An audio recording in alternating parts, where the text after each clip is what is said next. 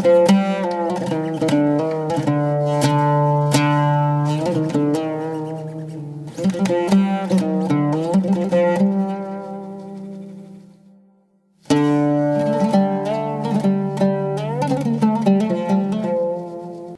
لله رب العالمين، والصلاة والسلام على سيدنا وحبيبنا محمد وعلى آله وأصحابه أجمعين.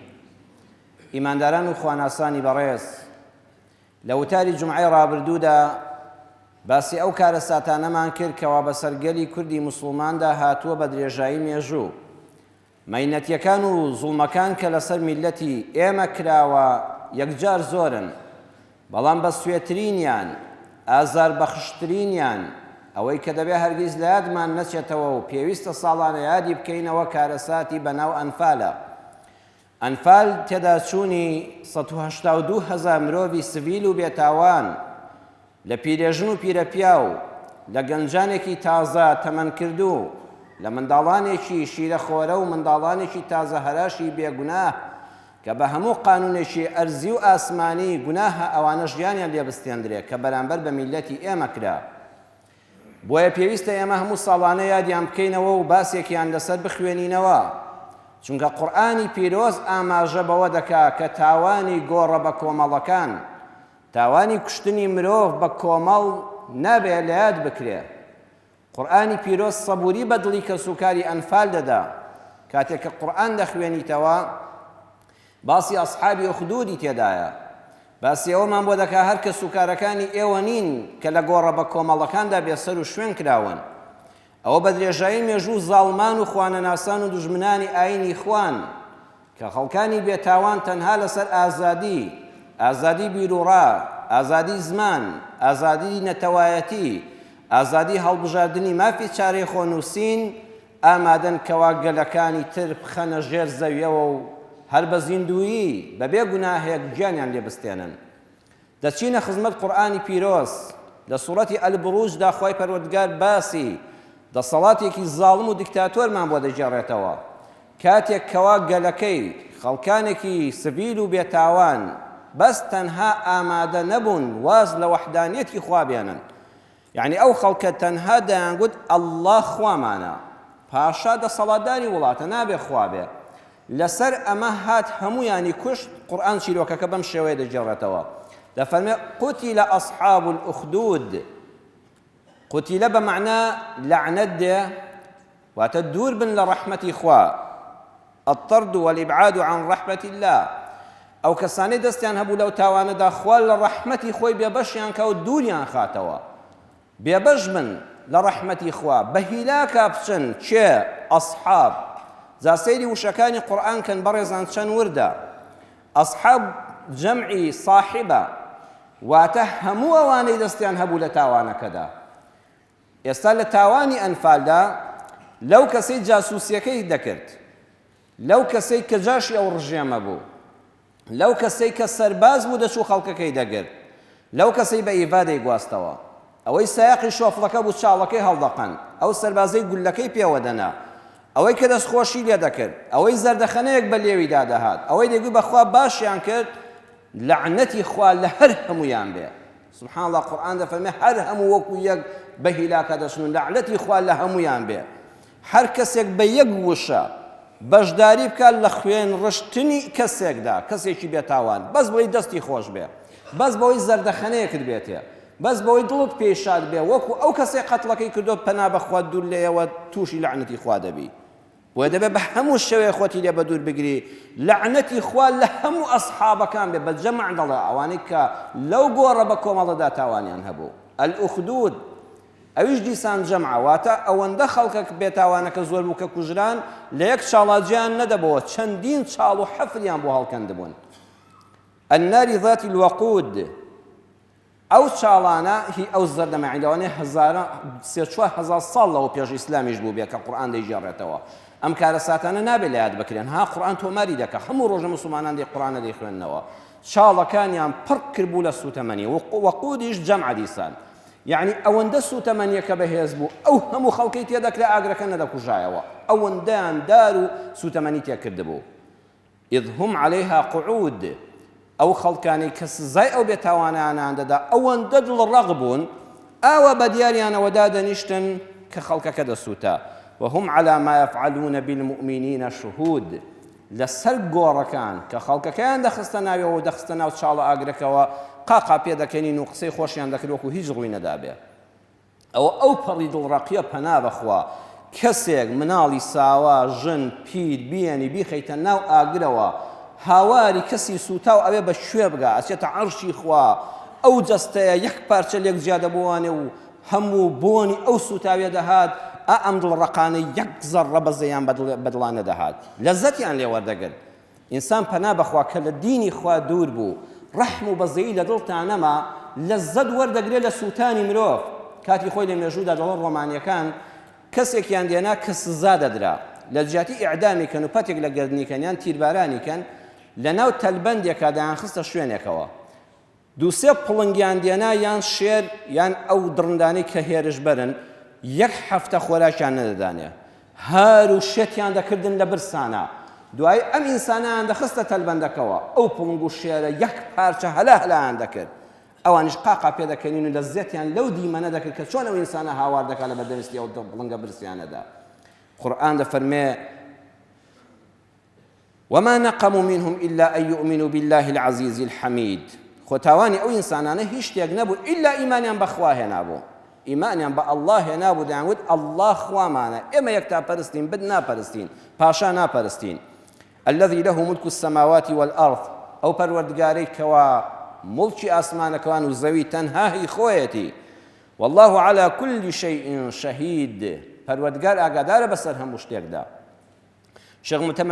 شيخ محمد متولي شعراوي لسو الشيء الشهيد قسيكي جواني هيا دفرمي شهيد لمن لا شاهد له ممن ظلمه أو كسي كستم دكي وهذا زاني أو كسي استم اللي كردو الناتوان اللي داد قادا بلغيك اللي سر بقري يعني لشوينك استمكي اللي دكي دالي كز آقاي لينيا نكاملة تصوير مدكا نبوليس واسايش آقاي ليتي دي كجم سنقوني دكم ببيتاوان یان پیاوێکی و زوڵم لە ژنەکەت دەکەی یان ژنێکی و زوڵم لە پیاوەکەت دەکەی وا دەزانی کەس پێی نازانێ و کەس لەم تاوانە ئاگادار نیان خوا ئاگادارە پێی ئەمانە کە خرانە ئەو چاڵەوە بە بێکەسی سووتێندران زاڵمەکە دەیگوت جا چێ هەیە محاسبەم کە چێ ئاگای لێیەتی خوا فەرمووی خۆم ئاگام لێیەتی قەت وا مەزانە لە شوێنێکا کە تاوان دەکەی بڵێ لە دەستی یاسا ڕزگارم بوو خۆ کامیرە و پۆلیس و ئاسایش ئاگای لێ نییە یەقینت هەبێ کامیرەی ئەڵڵا تەسویری کردووە ئەم شاهیدە پێش قیامەت لە دنیادا دێتەوە ڕێگات ئەبێت تەسویری پەروەردگار نیشانت بدرێتەوە پێش ئەوەی بچیتە قیامەتەوە ئەنجا قورئان دەفەرمێ إن الذين آمنوا إن الذين فتنوا المؤمنين والمؤمنات ئەوانەی کە ئیماندارانی ژن و پیاویان کوش بەبێ تاوان ثم لم يتوبوا پاش ڕووداوە جەرگ بڕ و کارە ساتە ترسناکەکە تۆبەیان نەکرد إمام حسن بصير رحمة إخواني بدأ فرمي انظر إلى حلم الله يحرقون أولياءه ثم يعرض عليهم التوبة دفما السيري بزيو سوزي الله بكن خلشينا كابره هاتو بهزاران إيمان داري كشتو بآقر سوتاندوني بزندوي خصوني آقروا أم جا أخوة فرمي هش تادر قاي توبة اللي دان آخم سبحان الله أقل بيتو أوانش توبة كن خواها اللي عن خوش دبه يما زور زاد للرقانة بير دكينوا ئەڵێن فڵان کەس زەحمەتە قەت خوا لێی خۆش بێ یان بەڕێزێک هەیە لەوانەیە ئەهلی مزگەوت بێ ئەهلی مزگەوت نەبێ ئەڵێ تازە من تەوبە بکەم یان تەوبە نەکەم سوودی چییە زەحمەتە خوا لێم خۆش بێ ها ئەم گوناهە باوەڕ ناکەم هیچ گوناهێک لە دوای شەریک بۆ خوا بڕیادان لەمە گەورەتر بێ ئینسانێک بە زیندوی فڕێ بدەیتە ئاگرەوە بیسووتێنی خوا دەفەرمێ ئەو کەسەی ئاواشی کرد بێ بە شەرتێک تەوبەی نەسوحی بکە هێشتا دەرگای لێخۆشبوونی لێدا ناخرێ هێشتا هەر چەندە زەرکاوی تاوانابی ڕۆژێ بتەوێ بیتە دەرەوە ئینسانێکی ساڵح بی دەرگای خێری لێدا ناخرێ هێشتا بەتەما بە ڕۆژێ دەتوانی بە پاکی بژی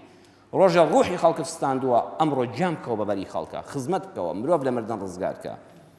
فلهم عذاب جهنم ولهم عذاب الحريق هەر کەسێک دەستی هەبێت لە خوێن ڕشتنی ئینسانە لە سووتاندنی ئەو ژن و پیاوە ئیماندارانەدا و تەوبە نەکا بەبێتەوە بەکردن بچێتەوە دیوانی خوا دوو سزای بۆ هەیە عەزابی جەهەنەم و عەزابێکی سووتێنەر جا هەندێک لە مفەسیرینی قورئان وا دەڵێن کە هەردووکیان یەک معنایە بەڵام بەڕێزان نابێت لە قورئانە دوو شت هەبێ و یەک معنای هەبێ یەک وشەی قورئان نابێت لەگەڵ وشەیەش کە داوەکو یەک بێ. خوا دەفەرمێ عەزابی جەهەنەمیان بۆ هەیە وەلەهم عەذاب الحەریق عەزابێکی سووتێنەریش. عەزابی یەکەمیان هەندە لە مفەسرین کە ئەمە ڕاستە دەفەرمون عەزابە نەفسیەکەیە، یعنی ئەوان دایانهێنا ئیماندارەکانیان دێنایە سەر چاڵەکە 100 کەسیان ڕادەگرت 100 کەسی تریان دەخستە ئاگرەکەوە. ئەوانەی کە زیندوو بوون گوێیان لە ئاهوناڵە و هاواری ئەوان بوو. هەر ئەمە بۆ خۆی کەسێک لەبەر چاو بسووتێنن دوای بڵێن تۆش ئاوا لێ دەکەین، ئەوە بۆ خۆی مردنیەکە. خوا لە قیامەتە پێش ئەوەی بیان خاتە جەهەنەم و جەهەنەمیان نیشان دەدا هاو خەڵکە چۆن دەسووتێت، تۆش دوای لەحەزات هێشکە دەستیەوە شوێنە. ئەمجا لە جەهەنەمیشە چۆن ئەوی سووتان ئاوا دەسووتێنرێتەوە. بۆیە ئەم ئاەتە پێمان دەڵێ هەر کەسێک چۆن کوژێ لە دنیادا خوا ئاوا دەیکوژێتەوە.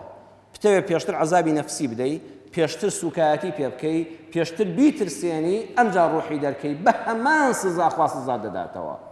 بۆیە ئەو کەسانەی فەن بەکاردێنن لە کوشتنی ئینساندا حتا بڵی جاهیل و نەفامن، حتا بڵی داماون، چونکە یەقینی هەبێ ڕۆژێک بۆ خۆی بەو سزایە دەچێتەوە دیوانی خوای پەروەردگار. الجەزاء من جنس العمل. بەڵام دڵخۆشی ئیمانداران دەداتەوە. ئین الذین ئامنوا وعملوا الصالحات، ئەوانەی کە خوایان بەتەنها ناسی و کاروکردەوەی چاکیان کرد دایان خاتە بەهەشتەوە. لهم جنات تجري من تحتها الأنهار ذلك الفوز الكبير. بەڕاستی ئەوانە براون، ئەو کەسانی کە بە ئیمانەوە دەچنە دیوانی خوا بەڕاستی براوەی حەقیقی هەر ئەوانن، ئەوانە گرێویان بردوێتەوە. ئێستا لێرە داڕم بە جەنابەت پرسیارێک لە مێش کتابێ، بڵێ باشە بۆ خوا دیفاعی لەو هەموو ئیماندارانە نەکرد، بۆ دەست و قاچی ئەو کافرانەی ڕق نەکرد، بۆ ئەو ئاگرەی وەکو ئاگرەکەی حەزەتی ئیبراهیم نەکرد بە گوڵ و گوڵزار، بۆ ئەو ئیماندارانە پسووتیان. ئاخە خۆمە پرسیارێکە، باشە بۆ ئەهلی زاڵم بەسەر ئەو مەزلومەدا زاڵ دەبێ خوایە گیان، بۆ دەستی ڕق ناکەی، بۆ دیفاعی لێ ناکەی، بۆ ڕزگاری ناکەی. بەڕێزان لە وەڵامدا دەڵین بەهۆی سێ هۆکاری. یەکەم بۆ سەلماندنی گەوری عەقیدە و بیر و باوەڕ. عەقیدە و بیر و باوەڕ ئەگە کەس لە پێناویدا تووشی ئەشکەنجە نەبێ هەموو کەس پاڵەوان دەبوو. نەخێر عەقیدە لەوێدا دەردەکەوێ، ها لە کوردی خۆشمانە هەبوو لە زیندانەکانی ڕژێمە هەموو نینۆکیان دەردێنا، کارەبایان لێ دەدا، شوشەیان دەکرد بە لاشەیدا، دەیگوت لەسەر ئەو بیر و باوەڕی خۆم سوورم. ئەوە گەورەی بیر و باوەڕ لەوێدا دەردەکەوێت کە ئەو هەموو ئەشکەنجە شەیەوە تۆ وازی لێ نایەنی. ئەیناگە هیچ ئەشکەنجەیەک ئینسان وەری نەگرتایە گەورەی عەقیدە دەرنەدەکەوت. دووەم پلەی بەرزی ئیماندارانی مەزلوم. ئینسانی وهەیە پلەیەکی لە بەهەشتا بۆ دانراوە بە عەمەلەکانی خۆی نایگاتێ، خوا شەهیدی بە نسیب دەکات بۆی بگاتە ئەو شوێنێک کە خوا بۆی دیاری کردووە. وەڵڵاهی بەڕێزان هەموو ئەوانەی کە ئەوە خراونە ئەو ئاگرەوە، هەموو ئەوانەی کە بە ناحەق و بە مەزلومی دەکوژرێن، هەموو ئەو ئەنفالانەی ئێمە کە ئەوە ڕەمی کران و بە زیندوێتی گڵیان بەسەردا کرا، پێغەمبەری ئەکرەم صلی الله عليه وسلم لە حەدیثێکە کە ئیمامی ترمیزی بە ژمارە فرموودەی 1668 لە صحیحەکەی داهێناوێتی لە ئەلبانی فەرموویەتی صحیحە، خۆشەویست دەفەرمێ ما يجد الشهيد من مس القتل إلا كما يجد أحدكم من مس القرصة. ئینسانێک کە لەبەر خوا شەهید دەکرێ و بە مەزلومی ڕوحی دەستێندرێ و تەقەی لێ دەکرێ و گول لە باران دەکرێ و دەسووتێندرێ بە مەزلومی بەبێ تاوان و گوناه، ئەو کاتەی ڕوحەکەی دەردەچێت بەقەدەر ئەوەندە ئازاری پێدەگا کە مێرولەیەک پێدا دەنووسێ. قەرز بە معناوەش دەوتێت چۆن ئینسانێک هات جاری وایە نقورچکێ لە کەسێ بگری تۆزە پێستەکەی بادەی، دەفەرمێ بەس ئەوەندە ئازاری پێدەگا، هەندێکی ڵەن بەقەدەرەوەی مێرولەیە گازی لێ دەگرێت و بە شوێنێکدا دەنووسێ، یەکسەر ئازارەکە نامێنە سوبحان الله. بۆیە ئەویش براوەیە بە ئازارێکی کەم دەگا بە بەهەشتی خوا کەواتە بردیەوە، نەجاتی بوو لە مەینەتیەکانی دنیا. سێم کافریش خوا هێندە ئەحکەم الحاکمین و عەدلە بە کردار دەیسەلمێنێ کە مستحەقی عەزابی خوایە، یعنی هەر بەوەی لە نێتی دڵدایەتی خوای گەورە سزای نادا، بەو کردارش کە بە فعلی ئەم هەموو خەڵکە دەکوژێ، ئیتر پەتی زوڵم دەگاتە ئەستوری و لە ئەستوریدا دەپسڕێ و نەجاتی دەبێ. لێرەدا ئەویش تەواو دەبێ. ئەمە حکمەتەکەیەتی.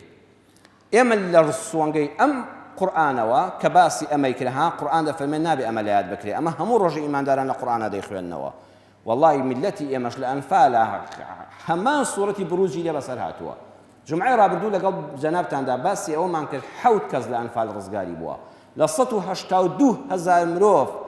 7 کەس هاتوۆتەوە کوردستان، منداڵێک لەگەڵ 6 گەنجە. گەنجێک کە ئێمە هەڵمان بژای بە وتاری ئەم ساڵ کاک ڕەمەزانی ناو بوو، ئێستا کە لە ژیاندایە. باسی ئەوەی بۆ کردین لە ئەڵقەی ڕابردوودا گەیشتینە تۆبزاوە، لە شوێنی خۆیانەوە کە ژیران لە تۆبزاوە گەنجەکانیان هەموو جیا کردەوە و ژن و منداڵیش جیا کرایەوە. ئەڵێ لە قاعەیەکە ئەوەندە زۆر بووین هەمووی گەنج بوو گەنج هەمووی بەجیا ژن و منداڵ هەمووی لە ئێمە جیاکرایەوە نەمانزانی چیان لە ژن و منداڵ و پیرەکان کرد گەنجەکان هەمووی لە تەمەنی 20 ساڵ بۆ 30 ساڵ ئەوانەیان هەموو کۆکردینەوە و سعات ئەو شەوە لە قاعەیەکە بووین مەجالی دانیشتنیشی نەبوو ئەوەندەی خەڵک تێدا بوو لە تۆپزاوای کەرکووک سعات 8 بەیانی ساران هێنا دەنگی سارە هات و یەکەم وەجبە دەڵێ منیان لەگەڵ برادەرەکانم هێنایە دەرەوە بڕیان داین چونکە پێشتر هیچیان پێ نەهێشتین و ناویشیان نووسی بووین ئەم جارە ناو خوێندنەوە نەبوو سارەیەکی سپی ئاوا وەسفی دەکات دەڵێ سارەیەک بوو وەکو ئیسعاف وا بوو وەکو ئەم پاسە بچووکانەی ئێستا ئەڵێ درێژ بوو زۆر درێژ بوو بەشی دواوەی سارەیەکی مقەپەتی کەپز بوو هیچ پەنجەرە و دەرگایەکی تێدا نەبوو دەرگاکەی بەسکە دەکرایەوە وەکو ئەم پاسە بچکۆلانە کە دەچوویتە ناوەوە دەرگاکە دەکرایەوە بەسکە یەک پەنجەرەی تێدا بوو وەکو بڵێ 30 سانتیم بە 30 سانتیم ئەویش شیشبەند کرابوو ئێمەیان خستە ئەوێەوە 7 ڕیز کورسی تێدا بوو هەموو ڕیزێک 5 نەفەری دەگرت واتە هەموو سارەیەک 35 کەسیان تێکرد لەو دی و شیشەکەوە لەو دی و دەرگاکەوە کە ئەو پەنجەرە بچکۆلە بووە هەوا کە بۆمان بێ و نەخنکەین لەو دیەوە سەربازێک بە تفەنگەوە هەبوو لە بینی سەربازەکە و سایاقەکەدا جامێکی شوشە هەبوو ئێمە لەو کونەوە دەماڕوانی پێشی سیارەکە دیار بوو ئاوێنەی سایاقەکەش دیار بوو کە سەرمان بە سیارەکەدا کرد و بۆ ژوورەوە بینیمان هاڵاوی گەرمی بەو بەیانیە بۆ مانگی چوارە لێ هەڵدەستا ئەڵێ سەیدمان کرد پیسایی خەڵکی پێشووی تێدایە ئێمەشیان وا لێ کرد بوو لە ڕۆژی پێشووەوە لە ئێوارەوە نەنان و نەسەم و نەڕەخەکەشیان نەدابووینێ نەشیان هێشت بچینە سەر ئاو زۆر بەمان تەنگاو بووین کاتە سەرمان بردە سارەکەەوە هەمووی هەڵنجی دەدا و دەڕشایەوە چونکە ناو سارەکە پڕ بوو لە پیسی ئەوانەی ڕۆژی پێشتر خەڵکیان پێگواستبەوە بۆی ئێمەش بەو زەلیلێ لە ناو سارەکەدا خۆمان پیسکەین و زیاتر عەزاب بکێژین ئەڵێ هەمومان دەڕشاینەوەی هەڵنجمان دەدا بەڵام لە دواییدا کاتێک کە تۆزێ بەڕێکەوتین هاڵاوی گەرمیەکە و هەناسەکە وا قەپات بوو وەڵڵای ڕوومەتمان دەخستە سەر میزی خەڵکەکە بەس بۆی هەناسەیەکیمان فێنکە یەکمان پێدا بێ بەس سەرە دەمان بوو یەک تۆز خێرتان دەگا هەناسەیەک لەو پەنجەرە بچووکەوە هەڵمژم هیچ هەوایەک نەمابوو ئەڵێ پێشتر مەینەتیەکانمان بینی بوو کاتێک کە بینیمان دەرپێی ئافرەتی کورد و ژێرکراسی کچە کوردەکان لە چەمچەماڵ بە ئیڤاکان هەڵواسرا بوو دەمانگوت ئەوە لە هەموو عەزابێک ناخۆشترە دواتر کە بینیمان ژن و پیاوی پیر بە قەمچی لە پشتیان دەدرا و بەس زەویدا دەخران دەمانگوت قەت سوکایەتی وامان نەدیوە کە بینیمان ئەو ژن و منداڵە لێکجیاکرانەوانێ و دەنجی ئافرەتان دەچوو عەرشی خوا هاواری منداڵ حەشر ئاسا بوو دەمانگوت خۆزگە ئێستا بمردینایە قەت لە مەشتری خراپترمان نەدیوە بەڵام وەڵای ئەوانە هەمووی مێرگ و گوزار و سەفا بوو لە چاوەی لە ناو سیارەکەدا بینیمان دەدانە سعاتی ڕێک ئێمە لە ناو سیارەدا سیارەکەدا ڕۆیشت هاوارمان دەکرد هەبوو بیری ژن و منداڵەکەی دەکردەوە دەیگوت تو خوا مناڵەکانم ئێستا دەبێ ئەوە چۆن بن ئەڵێ هەمومان دەگریاین هیوا هەبوو دەیگوت تو خوا باوە گیان دەبێ ئێستا چی بکەی بۆم هیوا بوو هاواری خوشکەکەی دەکرد دەیگوت ئێستا چی لێ بکرێ هیوا هەبوو دەیگوت تو خوا خوایەجان یەک پەرداغاوە نەبێ هیچم لە دنیا ناوێ هەمومان دیسان لە دەنگی گریانمان دەدایەوە ئەڵێ بەو حاڵەتە هیچ عەزابێک ڕەم بێ لەوە ناڕەحەتتر نەبوو بێ کە ئێمە لەو سارەیە 10 سەعات نزیکی 10 سەعات لە بەیانیەوە تا دەوری ئێوارە ڕۆیشتین لە نزیک شوێنی گول لە بارانکردنەکە سیارەکەمان وەستا سایاق و حرەسەکەیان دابەزان لە معسکەرێکا و ماوەیەکی زۆری پێچوو چونکە هەمومان دەچووینە بەردەمی سیارەکە لەوێدا برادەرەکانم وتیان 34 سیارەمان بژاردووە یعنی هەر ئەو ڕۆژە بەس ئەوەی ئەوان ژماردویانە 1190 کەس بەرەو مەرگ بەڕێکراوە لە تۆپزاوەوە بەس ئەو ڕۆژە یعنی ئەگە 34 سیارە زیاتریش بووە یەکی 75 کەسی تێدا بێت 1190 مرۆڤیان بەرەو مردن ڕاپێچ کردووە ئەڵێ ئالێرەدا کاک تاهیر ئەنوەرێکمان لەگەڵ پێیان دەگوت ئەنوەر تەیار دەیگوت کاتی خۆی من سەیاق بووم ئەیگوت من شارەزام وتی یەکەم جا وتی بەرەو مووسڵمان دەبن دوایی لە پەنجەرە بچکۆلەکەەوە ڕوانی وتی نا بەرەو فەلوجەمان دەبن دوایی وتی بەرەو ڕوومادیمان دەبن وەمان دەزانی ئەگە بۆ کوێمان بەرن هەدڵمان پێخۆش بوو دەمانگوت دایمە بڕوانە بزانە بەرەو کوێ دەڕوا پێشی سیارەکە ئەو لێرەدا کە لە معسکەرەکە وەستان وتی وەرن سەیرکەن وا سایاقەکە و سەربازەکەیان گۆڕی هیتریان هێنایە شوێن بۆی ئەمانەش ئاگایان لە هیچ نەبێ ئەمجا دەڵێ ئەم سارە سپیە نە ئەو کاتە بینی بووم پێشتر نە لە دوای ئینتیفاضە بینیم نە هیچ کەس لە عێراقا ساری لەو جۆری نەبینیوەتەوە واتە ئەوانش لە ناوبراون سیارەکان بۆی هیچ کەس پاژماوەکانیان نەیەڵێ ئیلا ئەڵڵا تەسویری کردووە و ئەم شاید حاڵەی کە ڕزگار کردووە ئەڵێ لێرەدا کە سەرکەوتنەوە سەربازەکەی پێشوو سیاقەکەی پێشوو نەبوو دوو شۆفڵیش هاتنە ناو قەڵەباڵغێکەوە بە چاوکەوتنی شۆفڵەکان و شۆفلیەتی عەسکەریەکان یەکسەر ورەمان ڕووخا کە بەرەو مەرگمان دەبن بەڵام هێشتا ئەوەندە بێت تاوان بووین دەمانگوت خوا هەر ڕزگارمان دەکا معقول نییە بەڕاستی ئێمە گول لە باران بکرین ئەم شۆفڵانە ئیلا بۆ مەرجی ئێمەیە نیو سعات بەسەر قیلا ڕۆیشتن و سارەکە لایدایە سەر خۆڵ کە لایدایە سەر خۆڵ یەکسەر بەڕاستی ورەمان بەردا دەستمان کرد بە شایەتمان و دەمانگوت ئەشهەدو ئەن لا ئیلاهە ئیلا الله وأشهد أن محمد رسول الله همو سيد يكتمان دكي إيشواب وقل هو الله يكي لبر أبواي آيات الكرسي لبر أبواي يك آيات لبر أبواي ديخوان يقول خوايا رحمان بيبكي حزمان دكر نمرين الله بيشتر دمانگو خوايا بزلم سارة دامان قرن قل لباران ممكن بزلم حالينا وساريا لبوني أميزو بيسايا رزقار من ببيا همو خومان پیس کرد بوو همو ناڕەحەت بووین دەمانگوت لەم مەرگە ڕزگارمان بێ کە سارەکە چوە سەرخۆڵ و لایدا و شۆفڵەکان لە پێشەوە بوون نفسی ئینسان حەز دەکا بژی ئەڵێ دەمانگوت خۆزگە زیاتر بڕۆیشتایە لەم بۆ گەنێدا بماینایە و لەم گەرمایەدا کە هیوامان هەبوو هاواری دەکرد لە تاو ئاو واللهی میزی خۆمان دەخستە پێڵاوە لاسیکەکانمانەوە هەموو میزی خۆمان خواردەوە لە تاوانە کە لە ڕۆژی پێشترەوە هیچ خواردن و خواردنەوەیەکمان نەدرابوویە میزەکانمان دەکرد دە پاتە لاسیکەکانەوە بەسەرمانەوە دەنا بەس تەڕایەک چێدە خوڕگمانەوە کەچی ڕوح ئەوەندە شیرینە لەوێدا حەزمان دەکرد نەمرین دەمانگوت خۆزگە مەسافەیەشکە بژیاینایە داوامان لەخوا دەکرد کە ڕزگارمان کە ئەڵێ ماوەیەک بوو نزیکی خۆر ئاوابوون بوون ئێمە هەر لەو کۆڵە دەڕۆیشتین دنیا بەرەو تاریک بوون دەڕۆی دەنگی تەقە لە هەموو لایەکەوە دەستی ئەڵێ سیارەکەی ئێمە لە شوێنەکە گیری خوارد سیارەکەمان گیری خوارد ئێمە هەرچەند هەستمان دەکرد کە وەکو فەرتەناژ لێدا و دەرنەچێ دواتر سیارەکە شتێ بەرزی کردەوە بە زەوی دادایەوە دوو جار وای لێ کرد هەموو هێڵنجماندا و دیسان ڕشاینەوە وەمان دەزانی سیارەکە لەسەر سەرمان دەسوڕێتەوە بۆمان دەرکەوت سیارەکەی ئێمە چەقیوە و شۆفڵیان گەڕاندۆتەوە بە شۆفڵ دەریان هێناوەتەوە چونکە هەمووی لمی بیابان بوو واتە ئێمە بووینە دواهەمین سارە بەهۆی چەقینەوە هەموو سارەکان پێشمان کەوتن هەموویان پێشمان کەوتن لە کتوپڕێکا بوو بە دەنگی تەقا لە هەموو لایەکەوە دەستڕێژ دەکرا یەکێ لەو برادرانەی لەگەڵمان بووتی مژدەتان لێبێ من بیستومە کاتی خۆی چۆن لە کووردا پێشمەرگە هەیە لە عەرەبیشا معارەزەی عێراقی هەیە وەک ئێمە پێشمەرگەن ئەوە لەوە دەچێت ئەوان هاتبن و تەقە لە هێزەکە بکەن و ڕزگارمان کەن تەواو دڵخۆش بووین یەکێ وتی جا چێتەوە تەقە لە سارەکەمان ناکەن تۆ بڵێ بزانن ئێمە بەم حاڵە لەم سارەداین بەرگولێ ئەوان نەکەوین لەو بەینایەتیا چین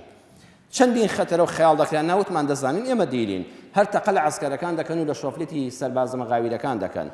بەڵێ ڕۆیشتین و تەقە هەر زیاتر دەکرا تا وەکو سیارەکەمان وەستا تەقە و دەنگی شۆفڵ هەر بەردەوامە بۆمان دەرکەوت نەخێت ئەوە هیچ معارەزەیەک و کەسێک نییە ئەو کاگەنوەرە کە دەیگو من شارەزام و کاتی خۆشی پێشمەرگە بوو کەسێکی بەهیممەت و وریا بوو دەمانگوت تۆ دایمە لە جامەکەەوە لەو کونە بشکۆلە و بڕوانە بزانە دەنگ و باسی دەرەوە چییە سەیرێکی کرد و تەقەکان دەکران و دەنگی شۆفڵ دەهات ئاوڕی بەلامان دادایەوانە و دەستی کرد بە گریان بە دەنگی بەرزگریا وتی تیا چوین ئەوە دوو لەبەر چاوی یەکتر دایانهێن و ڕەمیان دەکەن و دایان خەنە چاڵەکەەوە سارە بە سارەوە بەتاڵی دەکەن و دوو ئەو گەنجە کوردانە دێن و ڕەمیان دەکەن سەربازێک لە دووە تەقیان لێ دەکە و بەڕوو دایان خەنە چاڵەکە و شۆفڵ گوڵیان بەسەرا دەکات ئەڵێ لەو کاتەدا بەڕاستی هەمومان لە دەنگی گریانماندا هەر یەکە بەزەی بە حاڵی خۆیدا دەهاتەوە دەیانتوانی بە یەک کەڕت بمان کوژن ئەڵێ من زۆر جەبیرم دەکردەوە دەیانتوانین لە تۆبزاوە هەمومان ڕەمیکەن هەر لە چەمچەمان ڕەمیمانکەن هەر لە معسکەرەکەی قادرکەرەم ڕەمیمانکەن بۆ بەم زەلیلیە هەستم کرد دایانەوێت زیاتر زەلیلمانکەن زیاتر عەزاب بچێژین ئەم جارەکانە دوانە فەز بمان کوژن ئەڵێ لەو کاتەدا ئەو کاگەنوەرە ئاوڕیدایوتی برایان ئێمە ژیانمان کۆتایی پێهات ئێمە ئاخر سارین چونکە سارەکەمان چەقی بوو دوا کەوتوین وەرن سیرکەن دوو گەنجەکان ڕەمی دەکەن و شۆفڵەکەش لەو لاوە دێگوریان بەسەرا دەکە و چاڵەکان زۆر گەورەیە هەموو سارەکان تەواو دەبن و دەگەڕێنە ئەولاوە بەڵام ئێمە ئەوەی لە دەستمان دێ وەرن شایەتمانی بە حەق بەخوا بێنن سبحان الله ئاگال لە شایەتمان بێ ئەو وەختەی کە دەزانی لە دنیا دەردەچی هیچ تێفریان ناکەوێت لە شایەتمان نەبێ ئەڵێ تێگڕاوتمان ئەشهەدو ئەن لا ئیلاهە ئیلا الله وأشهد أن محمد رسول الله وتی براینە گردنی یەکتر ئازادکەین ئەم چەند ڕۆژە لەم گرتوخانە بەیەکەوە بووین توخوا گەرنی هەموو کەس و کارتان ئازادکەن گەرنی ئەو کەسە ئازادکن کە حەقتان لەسەرەتی گەرنی ئەو کەسە ئازادکن کە حەقی لەسەرمانە توخوا بە دەروونمان پاکەینەوە ئێمە دەچینەوە بۆ دیوانی خوا بە حەقی کەسمان لەسەر نەبێ گەرنی هەموو کەس ئازادکەن ئەڵێ پیاوێکی بەهیممەت بوو ئامۆژگاری دەکردین ئێمە هەستم دەکرد وەک ئەو نەخۆشەوان کە لە لادیەکەمانە کە نەخۆشی سەرەمەرگ بوو مامۆستای ئاینیان لێ ناو یاسینی لەسەر دەخوێن تەڵقینی دەکرد و قسەی خێری نیشان دەدا ئێمە ئاوامان لێ هاتبوو دواتر ئەو کاگەنوەرە بە گریانەوەتی براینە با غیرەت بدەینە بەر خۆمان خۆ ئێمە هەر دەمرین ئەوە ئێمە وەکو دوا سارەماینەوە ئەو هەموو گەنجیان ڕەمی کرد ئێمە مردنێکمان هەر لە پێشەبا بە مەردایەتی بمرین کە دایان گرتینە خوارەوە بڕیار بدەین هەر 5 کەس و پەلاماری سەربازێک بدەین تەنها یەک تفەنگمان دەستکەوێ بەسە، تەنها یەک تفەنگ و سیلاحمان دەستکەوێ دەستڕێژێکیان بەناودا بکەین بە ئومێدی خوا تۆڵەیەکی خۆمان دەکەینەوە و یەک کەسمان بەڵکو ڕزگار بێ ئەم مەینەتی کوردە بۆ دنیاوەکانی دوا ڕۆژ بژێڕێتەوە. خۆمە هەر دەمرین بە ئومێدی خوا لە ناوماندا لەم 35 کەسە یەک کەس دەرچێ زۆرە، دواتر ئەم بەسەر هاتە بۆ میلەتەکەمان بژێڕێتەوە چ مەزڵومیەتێک بەسەر ئەم کوردەدا هاتووە. ئەڵێ هەموو ئیتیفاقمان کرد کە لەگەڵ قسەکەتین دەرگای سیارەکەمان کرایەوە، دەرگای دووەمیش کرایەوانە و 2 سەرباسات نەژوورەوە. ئەڵە کاک سەلامێکمان لەگەڵ بوو خەڵکی قەشقەی لای کەرکووک بوو پێشتر ئەویش پێشمەرگایەتی کردبوو، وتی من هەر خۆم پەلاماریە دەم دەرگاکە کرایەوانێ و ئەو کاک سەلامە پەلاماری سەربازەکەیدا تفەنگەکەی لێ بستێنێ. بەڵام سەربازی دووەم تفەنگەکەی سیلاحەکەی فیشەکی لەبەر بوو، 2 فیشەکی بە کاک سەلامەوە ناو لە باوەشی ئێمەداکەوت و دەست بە جیجیان لەدەستدا، هەردووچیان خۆیان فڕێدایەوە خوارەوە قاپیەکەیان داخستەوە، تەواوی عەسکەرەکان شڵەژان. ئەو کاگەنوێرە کوتی ئێستا دێنەوە دیسان بۆمان دێنەوە ئەم جارە یەکسەر پەلاماریان دەدەین، بەڵام یەکێ بچێتە ناو قاپیەکە و مەهێڵە قاپیەکە داخرێ بۆی دواتر ئێمە دەرچین مەهێڵە قاپیەکە داخرێ. وتم من ئەو کارە دەکەم، زەلامێکی 4 شانەی بەخۆوە بووم. دیسان ئەم جارە سەرکەوتنەوە زابتێک و 2 سەرباز بووی، سەربازێک لە پێشەوە زابتەکە لە دوای ئەو سەربازێکی تر لە دوای زابتەکەەوە ئەفسەرەکەەوە کە نەجمە لەسەر شانی بوو. ئەڵێ خێرا خۆم فڕێدایە ناو دەرگاکەەوە قاچم پێوە نەکە دەرگاکەدا نەخرێتەوە. کاک ئەنوەر و کاک عەباس و کاک عوزێر و 2 نەفەری تر پەلاماری زابتەکەیاندا سیلاحەکەی لێ بستێنن. 3 دقە یەکتریان لەناو ئەو پاسەدا لەناو ئەو نەفەر و قەڵەباڵی و تاریکەدا هێناو برد. ئاخری کاک ئەنوەر سیلاحەکەی لەدەست سان کڵاشکۆفەکە، بەڵام زابتەکە زۆر وریا بوو پەلاماری مەخزنەکەیدا و مەخزنەکەی لێ کردەوە، بەسەر سەری مندا خۆی فڕێدایە خوارەوە سەربازێک لەناو ئێمە مایەوە. مەجالیان نەبوو لە بە زابتەکە تەقەمان لێ بکەن، بەڵام هەر ئەوەندە زابتەکە گەیشتە ناو خوارەوە ناو خەڵکەکە ناو سەربازەکان بە عەرەبی یەک قسەی کرد. ئەڵێ دیارە وتوێتی ڕەمیان بکەن چونکە لە هەر 4 لاوە بوو بەدەستڕێژ وەکو بێژنگ ئەو سارەیان دابێژ بە گولە. لەو کاتەدا من کەوتمەوە ناو قاپیەکەوە 3 مەید بەسەرما هات، تەنها بۆ ماوەی دەقەیەک گوێم لە ئاخ و ئۆف و ناڵە و هاوار بوو، دواتر دەنگەکانیش نەمان، هەموو خەڵکەکە بەسەریەکا کەوتن. دڵنیا بووم کە هیچ کەس لە ناو سارەکەدا دەرنەچووە، تەنها من نەبێکە لە قاپیەکەدا بووم، هیچ فیشەکەم بەرنەکەوت بوو. ئەڵە وەڵاهی گوێم لە دەنگی خوێن بوو کە فیسقەی دەکرد وەکو چۆن لە دەم ڕووبارێک دانیش و هاشەی ئاو بێ، چونکە خەڵکەکە بەسەریەکا کەوتبوون لە شوێنی گولەکانەوە ئاوە خوێن دەهاتە دەرەوە، ئاوە هاشەی خوێن دەهات. کاتێک کە تەواو مەیلە و دنیا تاریک بوو بەلایی تێک هاتن بەناو خەڵکەکەدا ڕوانیان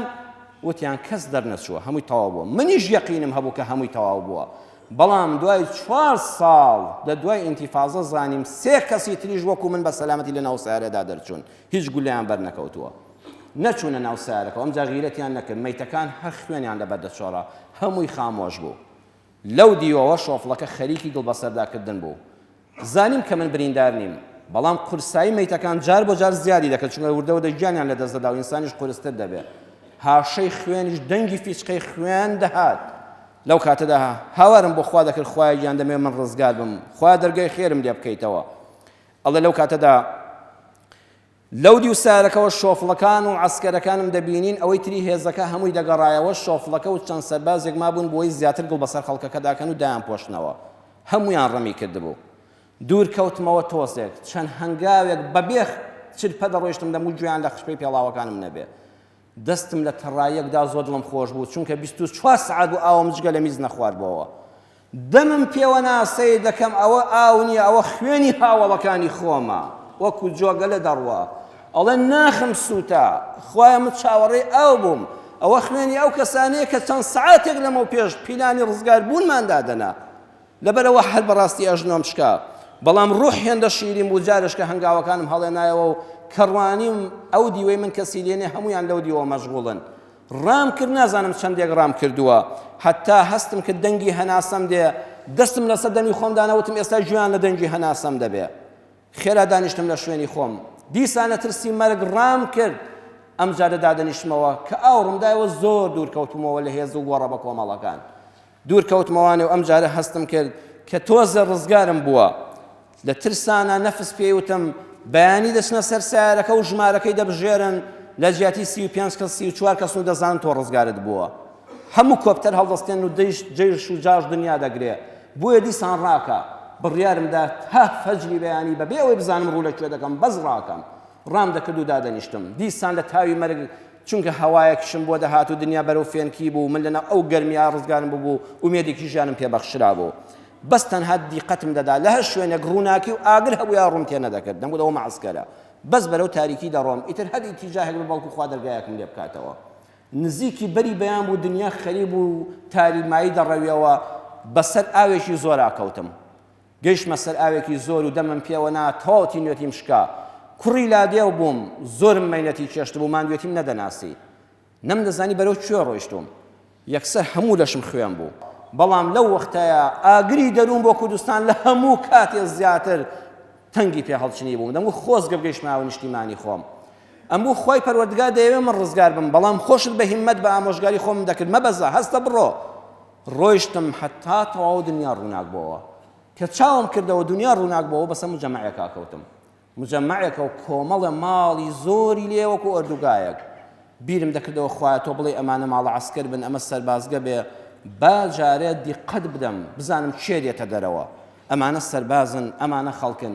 ئێمەش لێرەدا بەسەراتەکە زۆری ماوە بزانین کابرا چۆن ڕزگار دەبێت دەگاتەوە کوردستان لێرەدا وتارەکەمان کۆتایی پێدێنین و هەڵی دەگرین بۆ ئەڵقەی داهاتوو ئینشاءالله یا ڕەبی خوا دەرگای ڕەحمەتی خۆتمان لێ بکەیەوە خوای پەروەردگار لە ئەنفالەکانمان خۆش بی بە بەهەشتی بەرین شادیان کەی هەمویان پلەی شەهیدی گەورەیان لە قیامەتا بەنسیب بکەی پاداشتی کە سوکاری ئەنفال و مەزلومانی ئەنفال بدەیتەوە هەموو ئەو کەسانش کە چۆن بە سزای ئەم دنیا ئەو دنیا گەیشتون هەر کەسێک زوڵم لە فەقیر و هەژار دەکا